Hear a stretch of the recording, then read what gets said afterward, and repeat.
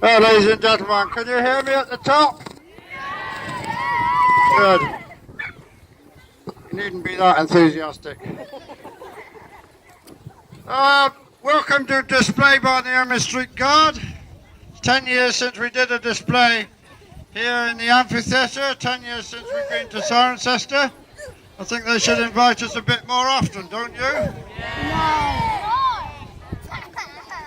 Anyway, we were formed 1972, some 46 years ago, and the aim of the society is to study the Roman army and to reconstruct Roman army and equipment. 90% if you like, of the equipment in front of you is made by the group, by the society. Moving now, if you'd like to come down here to the front, that would be great. Get a closer look.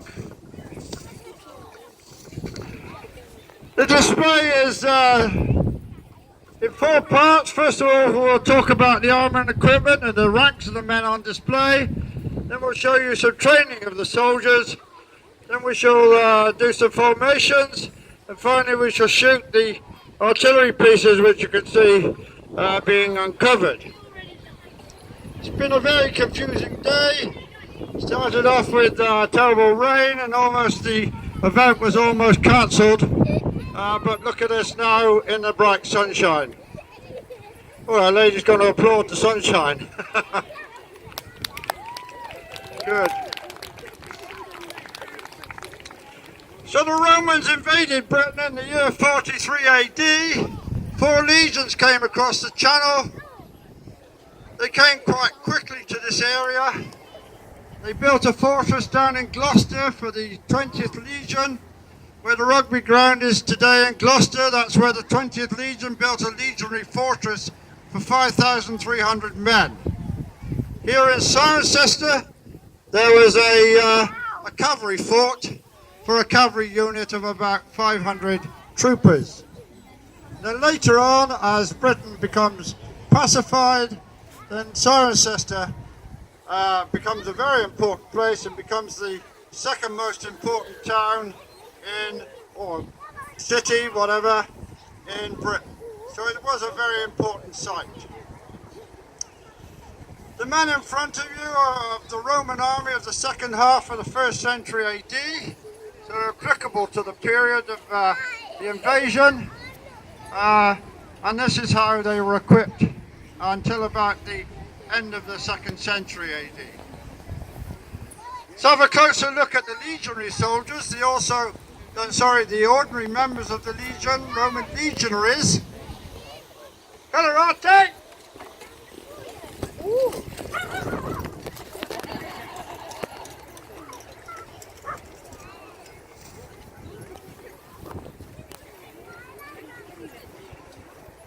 The Roman legionary soldiers had to be Roman citizens to join the army. That means they had to have Roman citizenship. But in no way did it mean they'd come from Italy.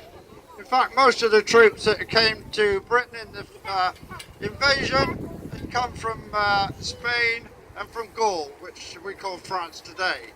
None of them, most of them had never been into Italy in their lives and never ever did so. But they were Roman citizens, just as the same as you could be an Australian or a Canadian and have British citizenship.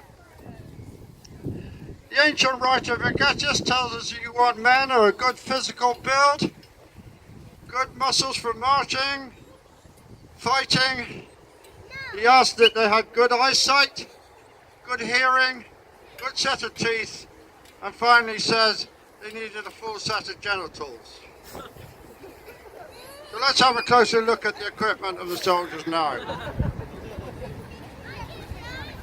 First of all, they have these large helmets to protect their heads with the cheek pieces either side of the face, big neck guards, and a reinforcement on the front. The body armour that most of them are wearing is made of strips of metal riveted inside to leather straps to make it flexible. But not all soldiers are wearing that type of armour. Some are still wearing mail shirts. Around the bottom plates of the armour you can see there's a military belt, leather belt to which is riveted decorative metal plates, and at the front of the apron is an apron for the protection of the lower stomach and private parts. Though we find this more psychological than practical. If you're running, it can be a damn nuisance. On their feet, they got very tough leather sandals. Well, some of them, and most of them, got sandals. You can see in the bottom of the sandals loads of hobnails. Give a good grip on surfaces like we're on at the moment. But some of them you can see are wearing boots, and these are copies of some boots that were found up at Vinderland on Hadrian's Wall. The soldier carries a large shield made of laminated wood. By laminated wood, we today would call laminated wood plywood. And if you look at a piece of plywood, you can see it's layers of wood with the grain going in different directions, which makes it extremely strong. And this is how Roman shields were made.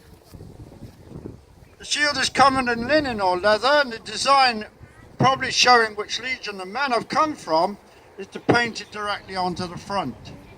And in the middle of the shield, the large metal boss protects the signal hand grip. From the point of view of weapons, I have three weapons. First of all, a throwing javelin. The javelin is a shot weapon. You imagine you as a big bunch of fairly unwieldy, untidy looking Celts. You imagine what a shock it would be to have these javelins thrown at you in volleys. You imagine the whole unit of 80 men in a century throwing these javelins. It would be a shock weapon. They then come into close quarter fighting with these short stabbing sword called a gladius. The ancient writers again refer to the nasty wounds that the soldiers inflicted with these short swords. And it wasn't so much the weapon as the way that the soldiers were trained to use them. And finally on the left side they carry a short dagger called a pugio, which once again is a stabbing weapon. Now the legionaries were organised into centuries, and a century, as I've just said, in the Roman army at this time is 80 men and not 100. But the Romans also recruited what we call auxiliary soldiers. We use the word auxiliary, which in Latin means helper, just the same as we have auxiliary nurses, auxiliary fire service. They help the regular people. So these non-Roman citizen soldiers, auxiliary soldiers, were recruited for 25 years and got Roman citizenship at the end of their 25 years service. So when the Romans came here to Cirencester, for instance, they would recruit men from the local tribes, this, that and the other, and bring them into the Roman army. They have more simple equipment than the legionaries, less expensive equipment, but that doesn't mean they're not effective troops. Simple brass helmets, mainly they wear mail shirts, as you can see. Double belts support their swords and daggers. They have a flat oval shield more suitable for skirmishing, and a stabbing spear. Auxiliaries were organised into regiments of either 500 or 800 men, and Roman cavalry were also provided by Roman auxiliaries. And this unit, the unit that was based here near Cirencester, as I might have said already, was a Roman cavalry unit.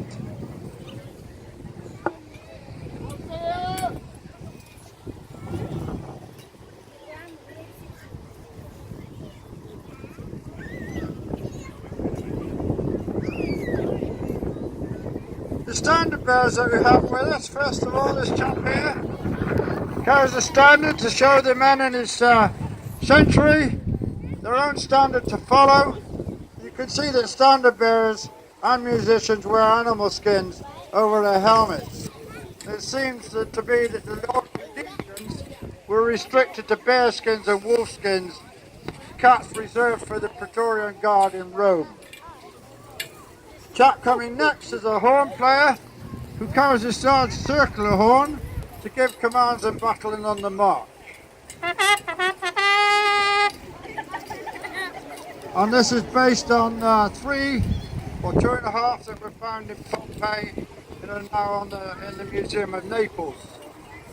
And finally, we've got this chap here carrying a flag, and you can see the flag. You've got LEG, you've got double X on the LEG. One of these children here is going to tell me what double X is.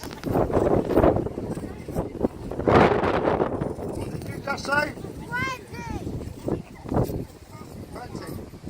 Yes, I got it right. The 20th Legion, double X, 20th Legion, and the emblem of the 20th Legion was a wild boar. And this is the Legion that built the legionary fortress, the first legionary fortress down at Gloucester. Some 5,300 men. And finally, if you look at my equipment, I'm in the equipment of a Roman centurion. And you can always tell this centurion is the only one whose crest goes across the helmet, a transverse crest. Crest is made of horsehair. Also have greaves on my legs as a badge of rank. A cloak on my left shoulder. I've been given awarded medals, which are awarded in a whole set. There was one centurion on the Rhine who had 15 different sets of these falerae, these medals. And the torques, these circles on the shoulders, are also Roman military awards.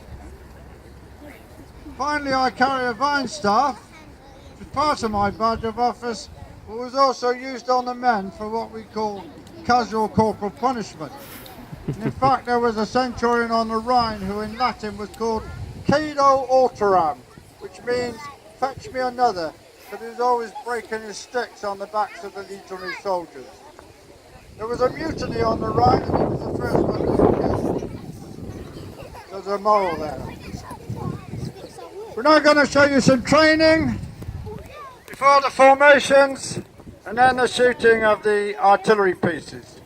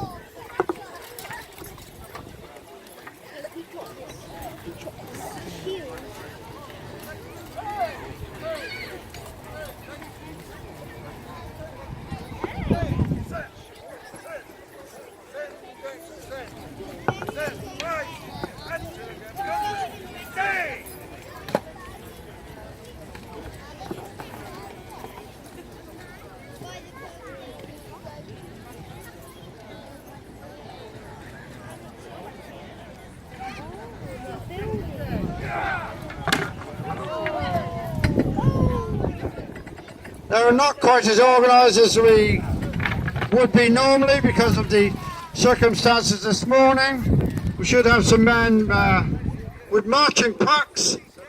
We should also have some men with wicker shields and wooden swords, because that's how the Roman soldiers trained, with wicker shields and wooden swords. Same as gladiators trained with wooden swords. You would never give a gladiator a proper sword until he entered the arena.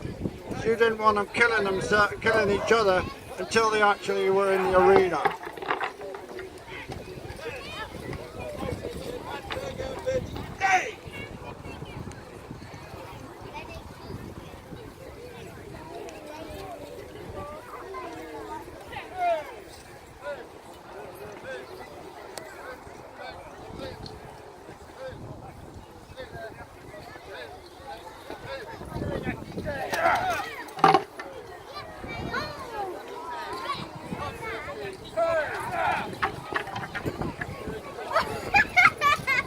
We'll give it one more go in the middle and perhaps somebody will hit the target this time. Otherwise I'm going to lose the will to live here. It's up here, the target! Oh, it's been crossing easy.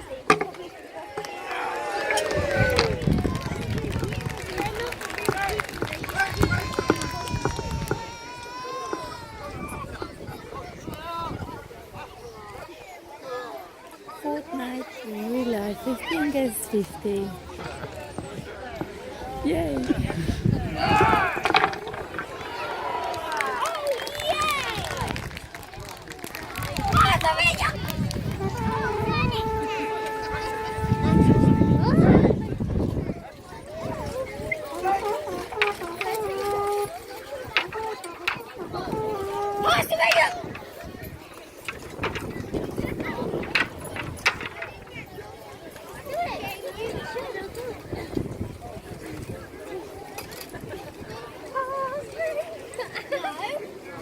Yes! How's the radio?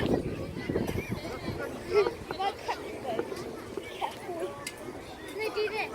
Oh, it's going you on this. How's the radio? Just going to roll down the hill. Right, I'm going to leave the microphone temporarily. We're going to do 3 formations which there is evidence for. We could obviously prance about all afternoon up and down, but there's evidence for obviously a battle line. Everybody supporting each other. The main emphasis of the Roman army is organisation and discipline, men fighting together as a group. And then we'll show you the testudo or tortoise, which everybody remembers from their school days. But we really should have about 32 men for a decent testudo to cover the sides as well. And then finally we'll show you the wedge formation, where a wedge is driven into the enemy to break up the enemy's formations.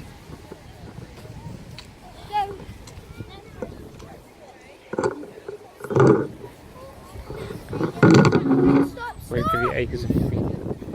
Okay, Billy, stay up here. Stay up here for a minute. Chase. Now going again.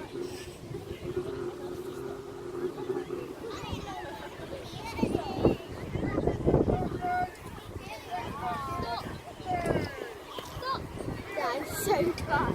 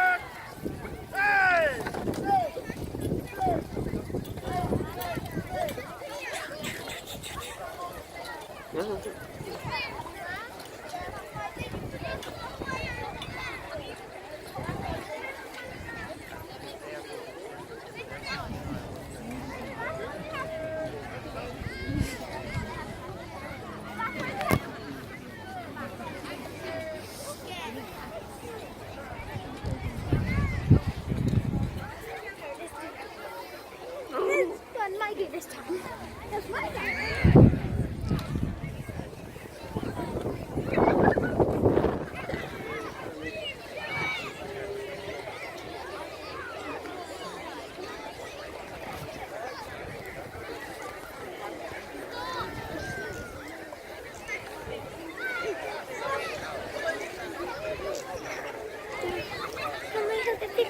Can I go on your shoulders?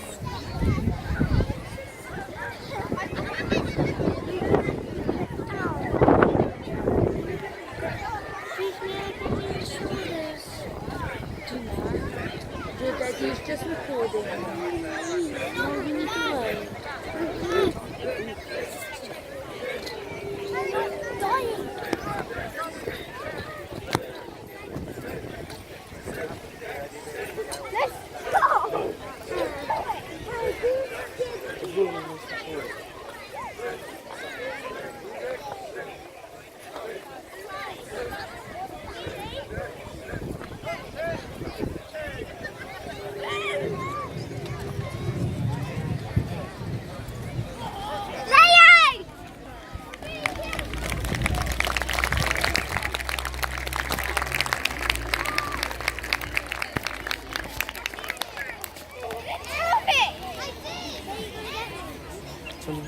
I'm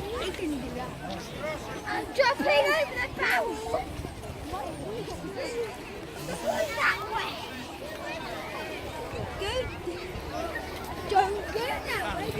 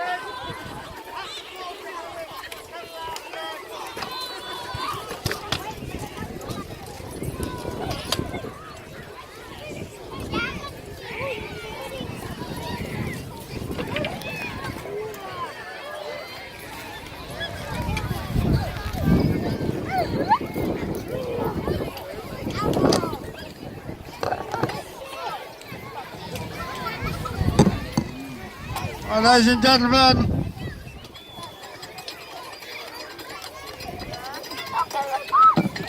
we have 3 artillery weapons in front of you.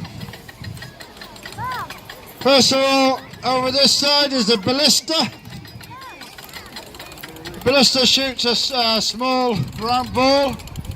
The Romans made larger versions of this weapon, right up to about 8, 10, 15 feet tall, that could shoot anything up to 45 kilo stone boulders. The weapon in the centre is more of an anti-personnel weapon. It's a catapulta. And then the weapon over there, the single arm weapon, is an onager. An onager in Latin means wild ass because it's said to have a kick like a donkey. All these weapons are getting their power from twisted skeins of rope. So the skeins have been twisted and the power is stored in the rope. So we'll start first of all with the catapulta. That's the one in the centre, shooting a large wooden bolt, rather like a large arrow. Catapulta Yakita.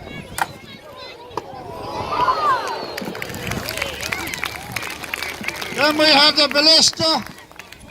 That's the one over there. Ballista Yakite. And finally, the onager. We see we're shooting soft ammunition in case we get somebody walking their dog. Yakite.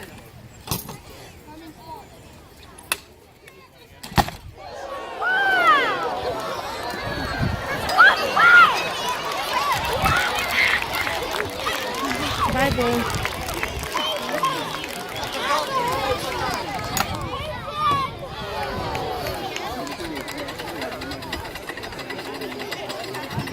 We also have an archer with us. The archer has got what we call a composite bow, because unlike a long bow, this is made of wood, sinew, leather and horn, all glued together. And it's what we call a recurve bow. If he takes the bowstring off, the bow bends back the other way.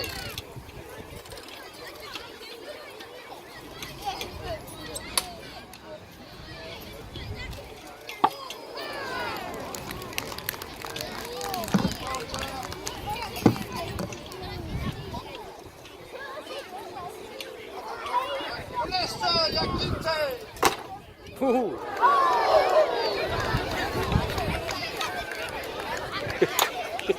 What's happening?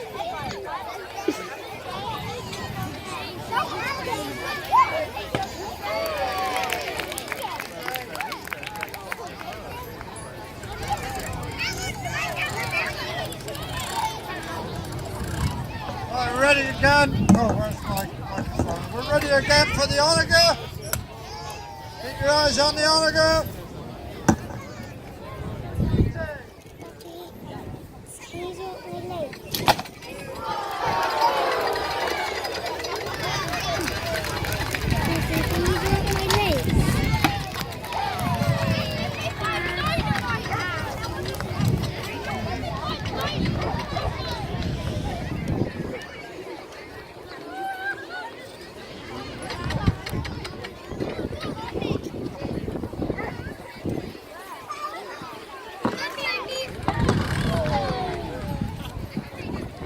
In case of some sieges, the Romans cut off the heads of their hostages and shot them over the walls. And that usually brought the siege to the end.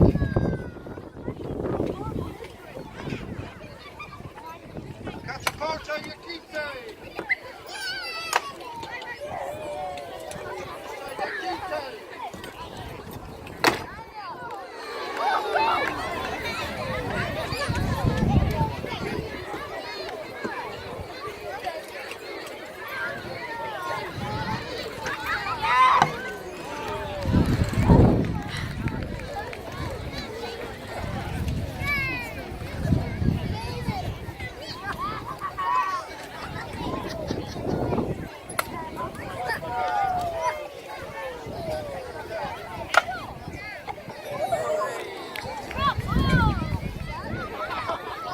Obviously these weapons have a much greater range than you see them today.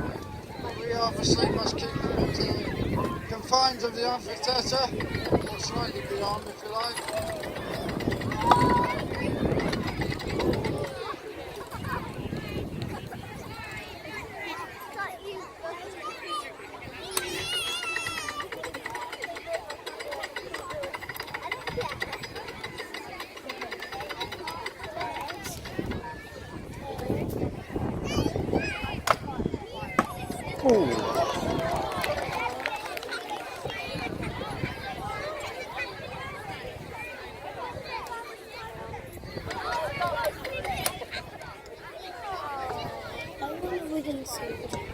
Mr.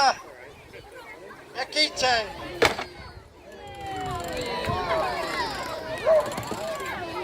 Final shot from the onager. Notice I say shot. You're not firing these because you can't fire something until you have gunpowder in the Middle Ages. So we shoot these, we don't fire them. On again! Yakite!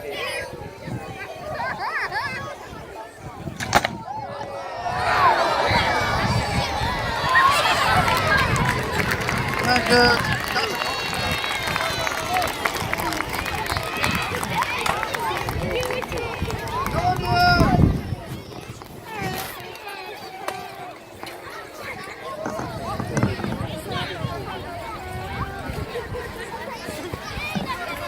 you.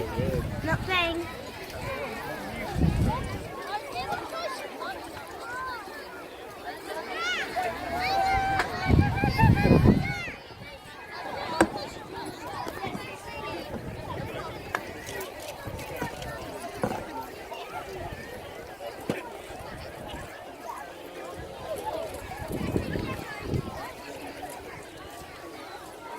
Yeah, no, I see.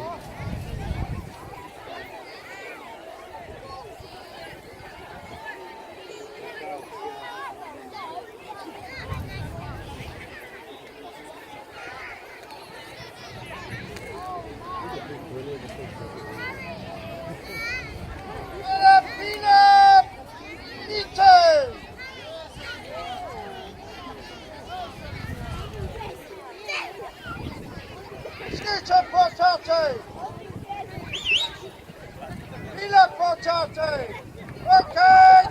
Hey!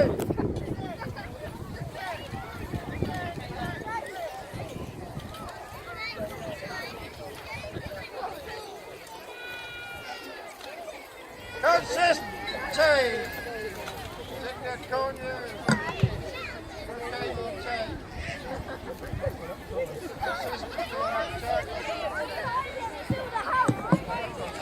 Now finally, as the men come to salute the standards, first of all I thank the organisers of today, the Ermine Street Guard of course, the English Heritage and the Cirencester Town Council. So you can applaud those if you like.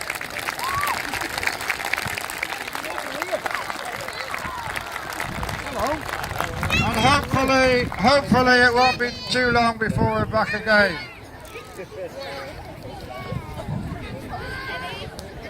The men are now going to salute the standards, then we shall march off.